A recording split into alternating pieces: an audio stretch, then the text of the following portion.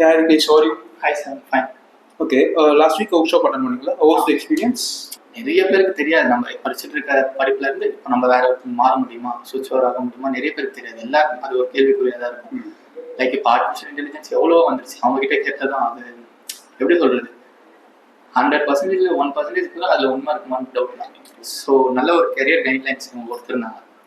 இதுல இருந்து எப்படி சுவிட்ச் ஆகலாம், இந்த ஃபீல்டு வந்து ஈஸியாக சுவிட்ச் ஆகிக்கலாம், இது கஷ்டம், இதுக்கு இந்த ட்ரைனிங் வேணும், அந்த மாதிரி எல்லாம் கொஞ்சம் கிளியராக சொல்லியிருந்தாங்க. ஸோ அது யூஸ்ஃபுல்லாக இருந்துச்சு எனக்கு சுவிட்சாக.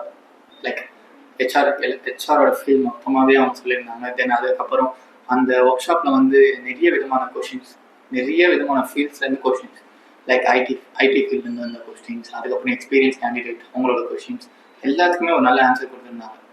எனக்கு தெரிஞ்ச அந்த பேசிக்காக அந்த ஒர்க் ஷாப்பே அந்த கொஷின்ஸில் தான் நடந்துச்சு ஃபுல் அண்ட் ஃபுல். அவங்க கொடுத்த டீட்டெயில்ஸ்க்கு ஏற்ற மாதிரி இவங்க ஷேர் பண்ண கொஷின்ஸ்க்கும் அவங்க கொடுத்த ஆன்சர்ஸ்.